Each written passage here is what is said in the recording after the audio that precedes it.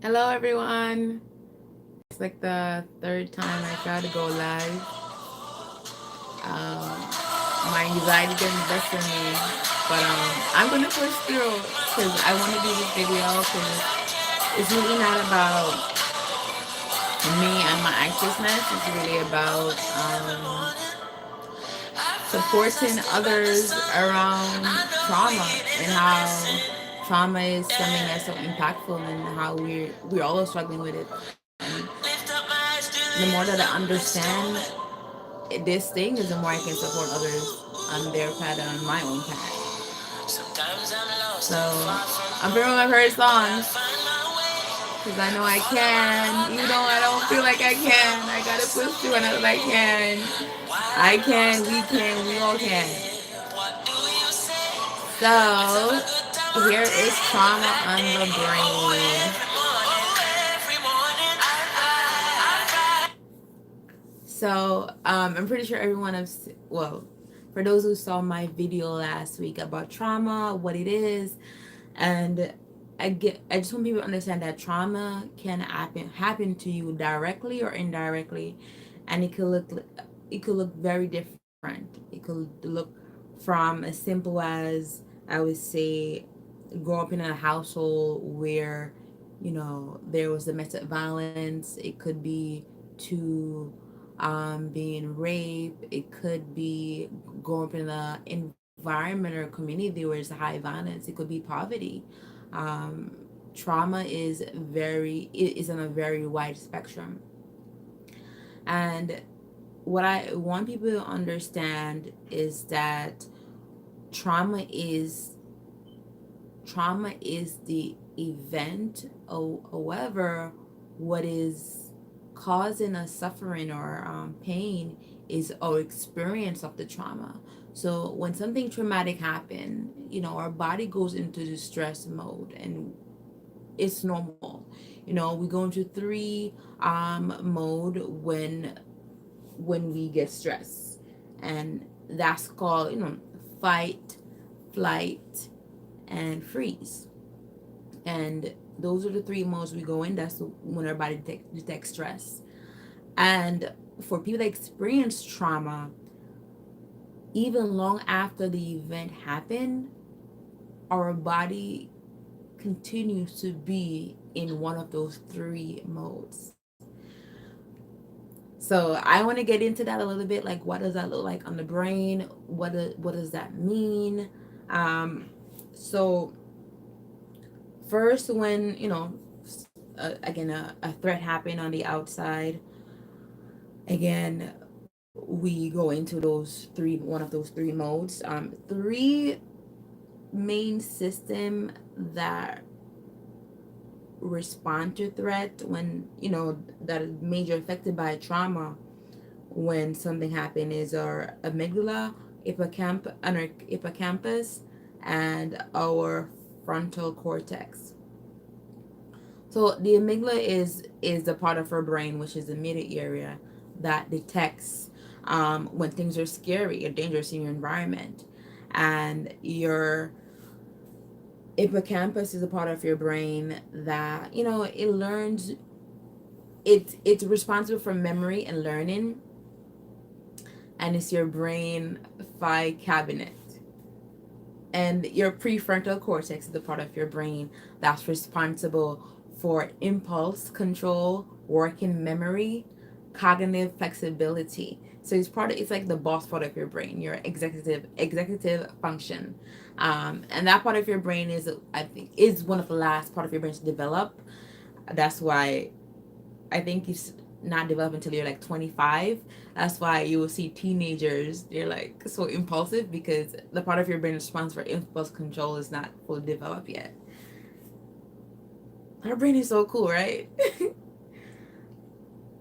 And again, I didn't learn most of these things.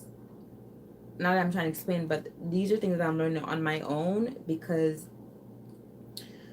one thing, as a I would say, as a as a trauma survivor, as a memory is something that's very hard for me to remember things.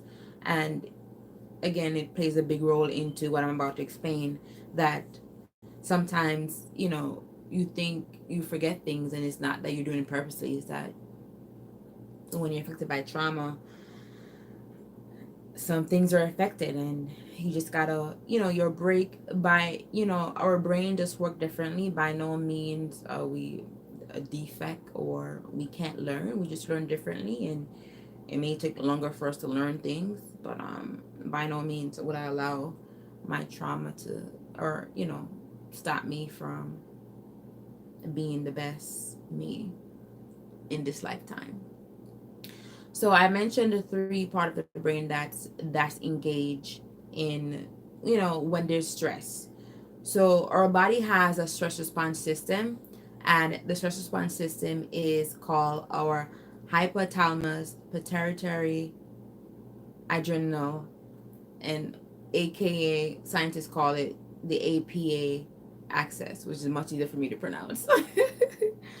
So pretty much when this when there's a threat, when there's a threat, when the brain detects a stress in the environment. So when the brain detects something traumatic, for example, the stress response system goes into action, and this is again our APA axis. And then once that goes into action, it signals organs to react to stress by going to survival mode. It includes your hypothalamus, the pituitary, and the adrenal gland. When the brain detects stress, it first sends message to the part of the brain that's called the hypothalamus. And the job of the hypothalamus is to wake up the pituitary gland, and the pituitary gland release hormones, which are the messengers in stress response system. These hormones travels out of the brain to the adrenal glands, and the adrenal glands is what sit on top of your kidney. And the adrenal gland release cortisol, and cortisol is our stress hormone. And cortisol is pretty much, it helps the brain to think clearly, sends energy to our muscles, and increase your heart rates and breathing. And just get into some more nitty gritty of the brain structure. So the amygdala is the part of your brain. It's the middle part of your brain, and that's the part of your brain that detects stress and tell the APA axis to respond. It can detect both emotional and biological stressors. An emotional stressor is something that's in the environment that may cause you to feel scared, sad, or frustrated, like a bear. A biological stressor is internal stress felt by the body because of an injury or illness. These functions of the amygdala are extremely important for survival. Just think, just think, if you could not detect things that are harmful or stressful, would you would we be able to survive? I don't think so. So the amygdala is very crucial to our survival. So another part of the brain that's involved into, when something stressful happen is our prefrontal cortex, as I mentioned before. So the prefrontal cortex, the part of your brain that again is a control center of the brain, and it controls thoughts and action. Its main job is to control emotional response to stress by regulating the amygdala. The prefrontal cortex is a big region in front of the brain. It's the control center, as I mentioned. The main job of the prefrontal cortex again is to control our emotional responses to stress so that we do not get too stressed out. This is why the amygdala and the prefrontal cortex share a special connection. The amygdala quickly signals us a threat or stress in the environment, and the prefrontal cortex helps the amygdala to see stressful events as little less scary or frustrating. It is important to be able to use the brain to help slow the production of cortisol in the APA axis. This process helps us calm down during a normal stressor by perceiving the situation as non-life threatening. For example, in the bear example, which is a real danger, this process would help us to calm down after the bear runs away. So so pretty much pretty much, I guess, in a nutshell, so I can, I like to repeat things back to myself so I can also understand what I'm putting out. So there's a threat, and our stress response system kick into gear, and it's called the hypothalamus pituitary adrenaline, also called the APA axis. So the APA axis then it wake up the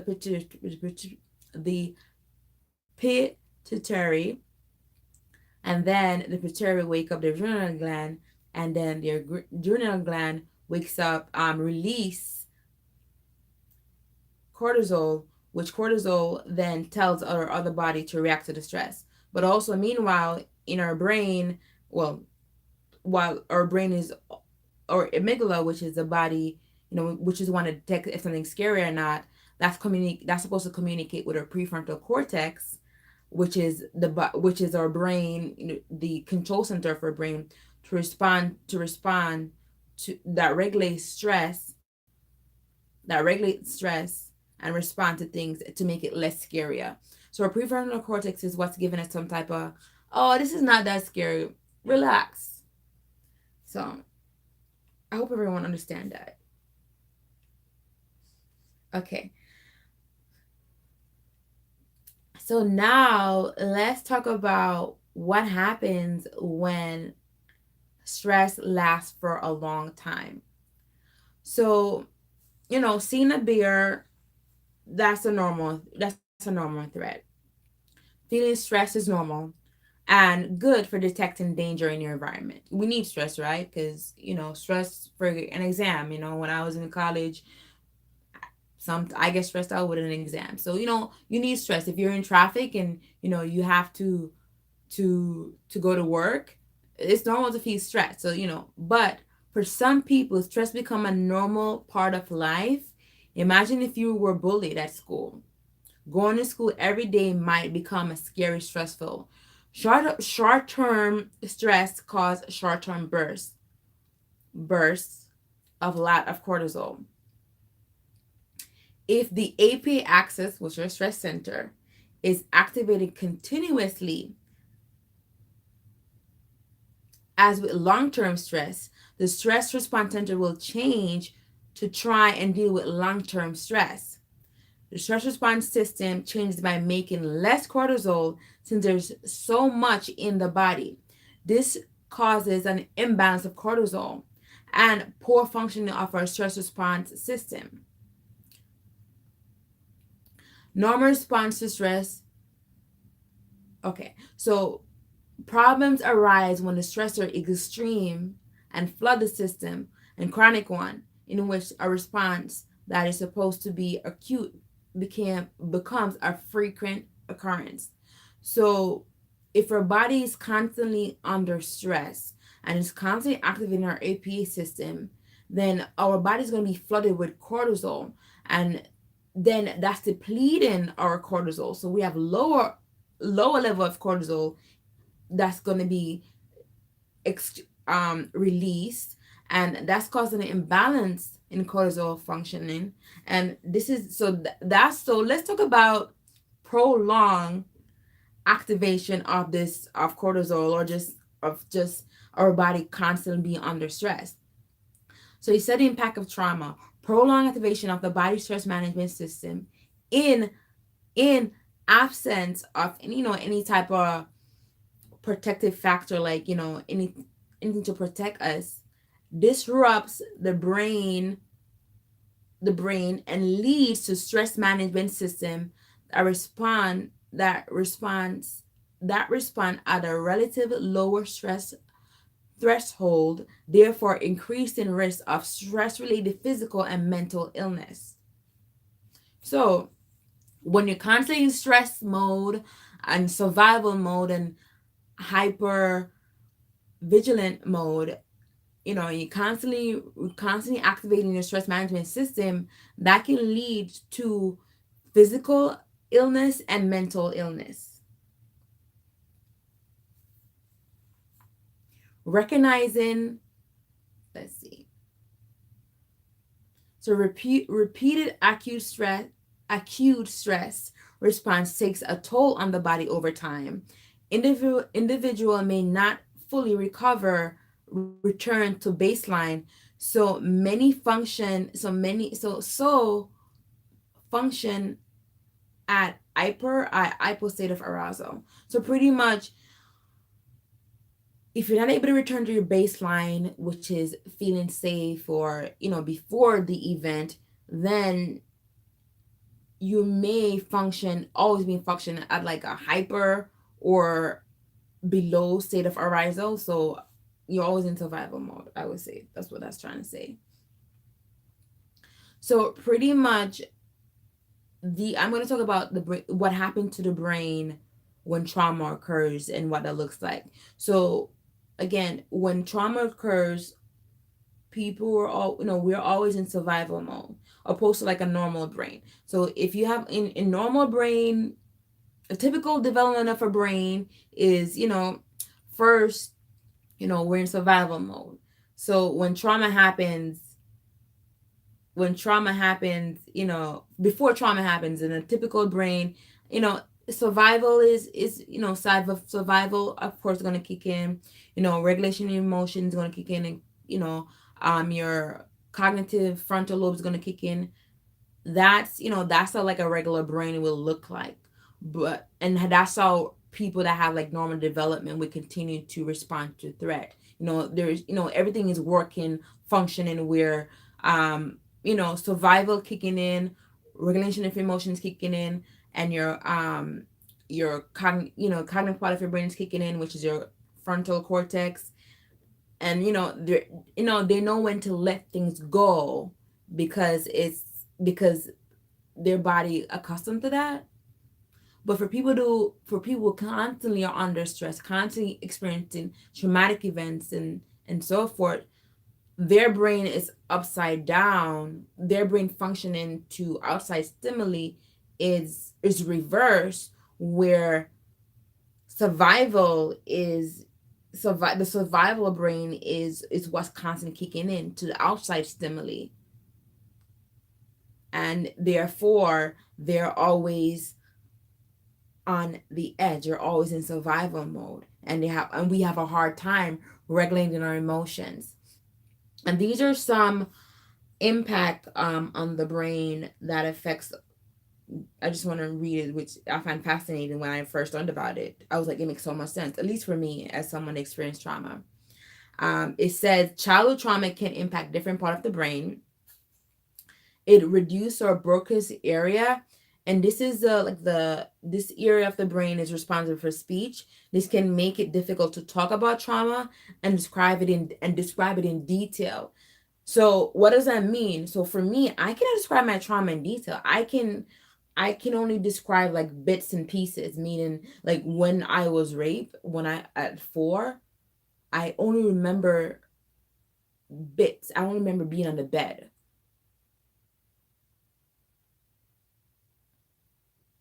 I don't remember feeling force. I can't describe it. I just can't. And it's because my body goes into that freeze mode. Another area in the brain that's affected by trauma, the hippocampus. The hippocampus is part of your brain responsible for learning and memory. And it said the hippocampus becomes smaller and its structure is interrupted. And this can affect attention, learning, and memory.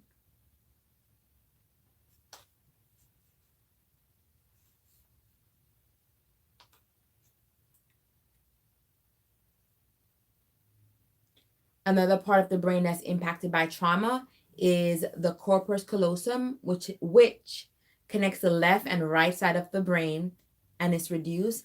This prevent you, like, your left brain and right brain, from communicating. So this prevents the two sides of the brain working together. Pretty much what I said. Another part of the brain that's impacted by trauma is our amygdala, and that's the part of our brain that detects if something is scary in it's our fear center to detect if something is scary in our environment. So the function of the amygdala, this makes a person more likely to react to a trigger. So this is what happened for people that experience trauma. This can make a person more likely to react to trigger, especially emotional ones. People can experience emotion extreme and struggle to relate their emotions. I can definitely relate to that one. Another part that's impacted, reduce activity in different parts of the cortex frontal lobe. This can mean a survival response is triggered in absence of danger. So that makes sense. So that makes sense in terms of, if we're always in survival mode,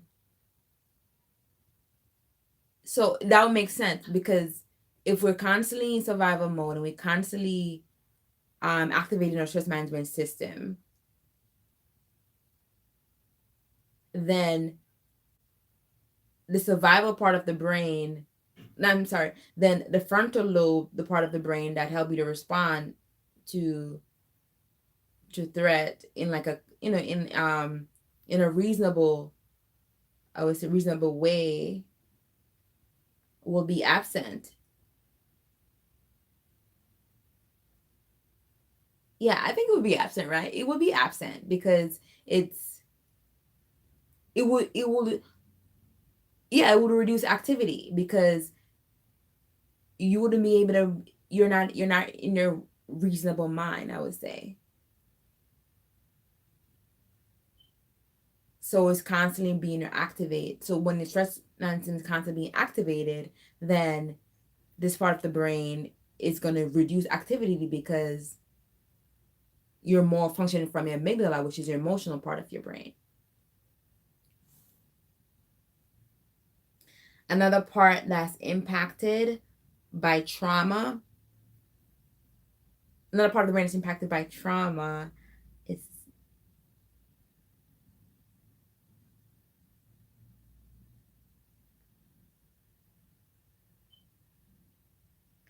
is the brain reward pathway.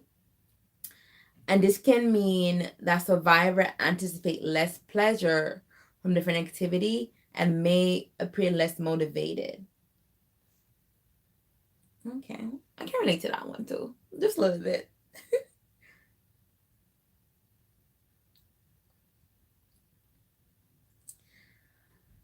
So, I just mentioned the part of the brains that are impacted. Let's get into, I guess some clinical implication of trauma. Um, I already mentioned all of those stuff. Okay, so I'm not gonna get into this. So let's talk about trauma on the immune system. So too much cortisol suppresses immunity, increasing risk of infection. Inf- Inflammatory response persists after it's no longer needed. So that would make sense why it can cause physical illness. Let's talk about trauma on learning. So again, it would make sense, because if a campus is being impacted, where it's making it hard for you to learn or memorize things, I can see how it would impact learning. So it says trauma on the impact of learning, difficulty acquiring developmental milestone. It will make sense, because the Broca's area that's responsible for language, that's also impacted. So I can see how an infant, it would impact developmental milestones. Um, Kids can have freaking tantrum, aggressive with other children, and attachment may be impacted. In terms of school age children, it says it may impact difficulty with school skill acquisition, acquisition. Also, losing details can lead to losing details, viewing viewed by others as lying, frequently in trouble with school and with peers for fighting and disrupting. Organizational difficulties can look like learning problems or ADHD. Story of my life. Um, yeah, this was me when I was younger, as when I was in school. Yeah, when I was younger, I had behavioral problems. I was fighting a whole lot. I was acting out a whole lot. I was getting a lot of trouble in school. It was very bad when I was in the first grade, second grade, third grade. I don't think I was fighting all the time. Yeah. It says now in adolescent, it's a difficulty keeping up with material or academic advance, trouble keeping schoolwork and home life organized, increasingly interrupted by others as integrity issues. Impulsive action, which can threaten health and well being. Mm. Action can lead to involvement with law enforcement and increasingly serious consequences. Impact of cognitive flexibility is the impact assuming tasks of young adulthood, which require rapid interruption of information. Okay. Okay, so this is how it looks like response to body trauma looks like response. Response to trauma look like in your body or bodily functions. It said it can impact sleep, meaning that you can have difficulty falling asleep or staying asleep. You could have nightmares. Heating, you can heat rapidly. Lack of food ordering, okay. Loss of appetite, okay. Um, I would say for me is rapid eating. I eat very fast. Yeah, and I do have difficulty sleeping. Yikes. Trauma is no joke. Another one is respond to trauma behavioral wise. So behavioral wise, it says in could look for females. It says females were more common to disassociate from trauma. So disassociation, it says females, young, ongoing trauma, pain, inability to defend self. So our response can normally look like, again, dissociation, detachment, numbing, compliance, a fantasy. Wow, I can definitely relate to this one. So for males, it may look like arousal. So for male, oh, and it says sometimes we can identify this as, instead of it being trauma for kids, they can misidentify it as depression, ADHD, inattention type, and it can be also be misidentified as developmental delays. Another, so for males, it will look like males are more common to witness violence, and they're most likely to have inability to flee or fight. So their response normally looks like aggression, anxiety. Um, it says hypervigilant and exaggerated response. And for male, is males, it may be misidentified as ADHD, ODD, which is oppositional upper oppositional defiant disorder, conduct disorder, bipolar, anger management difficulties. Wow. Whoa. So what does this mean? This means that trauma is at the root of everything. And if we as clinicians or mental health professional do not dig to the root, then we can be misdiagnosing so many people. Yikes. So here are some more physical symptoms of trauma. So physical. Hi, Mark. Oh, someone is. Someone just text me, sorry. So physical effect of trauma, it says physical health effects on children. Somatic perception gets impaired. Headaches and stomach ache. That makes so much sense. I know there's a study that says one of the highest complaints of school age children by nurses is stomach aches.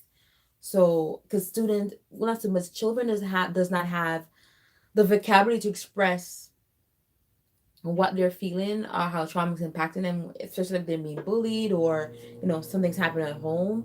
So the body keeps the score, and it's being somatic symptoms are being manifest through stomach aches, headaches.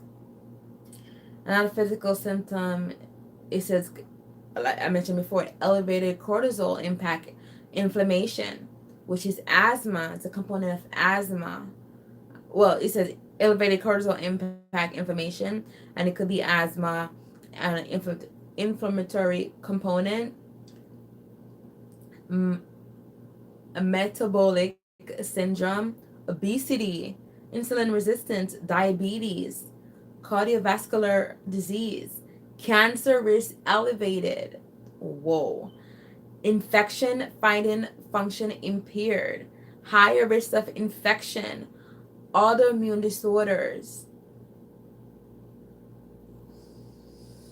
I know I was pre-diabetic. I had asthma growing up. Oh my goodness. I had asthma growing up when I was, wow. Wow. Whoa. No, I had asthma growing up when I from like ages 1 through 12. Like when I came to America when I was 13, and then my asthma stopped. It just stopped. I never had asthma anymore. And then I was I was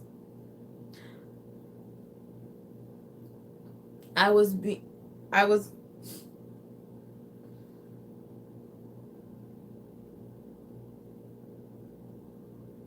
my rave happened when I would say 3 or 4, and it happened when I was 7, and it continued. And then my third cousin molested me. Was touching me until I was 12, and my asthma was so bad. I remember there was so many times that I couldn't breathe. I remember I had to have a pump. Well, of course we got a pump, but I remember it used to get so bad, and I couldn't. I like I was gonna die.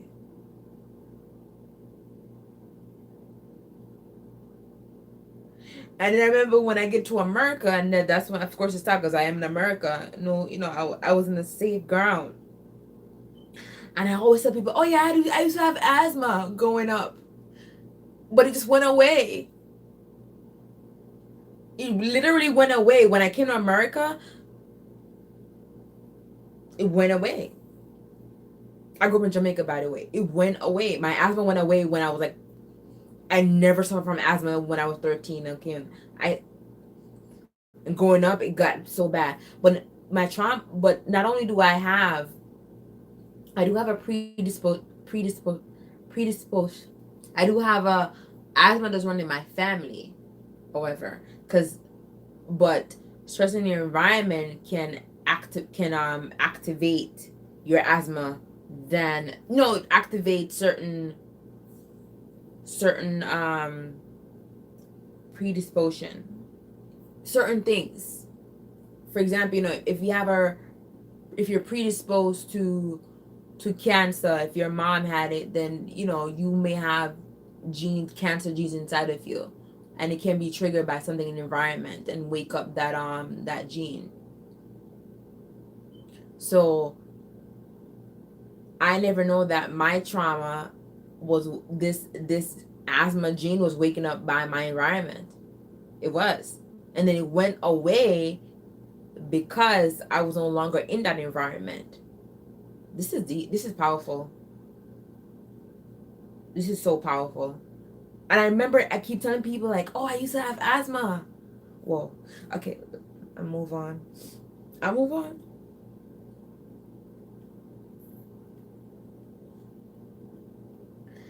So I guess, in a nutshell, traumatic events impact every area of your life. Everything. And yeah, it impact everything. Impact relationship. So the intention of my channel again is to really bring some insight into trauma, what it looks like, and how we can support each other. And eventually I will be bringing healing tools and things that I've used to heal, but I really want to get to the root of what it looks like and how it impact our mental health or physical health. So this week I just talk about the brain, and I hope, even with all my mumbo jumbo, that everyone, that people understand what this is and how it impact. And if you don't believe me, please do your own research, because I'm learning this thing and I'm trying to support people or teach it other people, and it's hard, but I'm going to continue to do it. And next week I'm going to go into attachment and how traumatic event can shape how it shape attachment with things, whether it's with yourself, um, or with others, or just things. And eventually I'm going to go into relationships, and eventually I'm going to get into how it impacts other things. Everything that trauma impacts, I'm going to get into. Even as simple as how to impact you being in regular conversation with people, how to impact you moving. Like, I was reading this thing, like a book called The Body Keep the Score, and I was reading this thing that said how trauma impact your coordination, and how another one said how it impact some people may have difficult being in coordination. Another one says how in it impact your imagination. It would just never relax. How it, and another one say how it impact even have like a regular conversation is difficult for people that's trauma. We don't know how to relax and just like be chill. And I can so relate. So I'm just learning to get to the root of this thing, of what it is and how it impact us, and how we can thrive. So that's my spill for this week. Next week, tune in. I'll be talking about again attachment and how that looks like for trauma survivors. Thank you everyone for listening, and I want to subscribe. Please comment, share, and subscribe to my channel and support everyone. You're much appreciated. Love and light.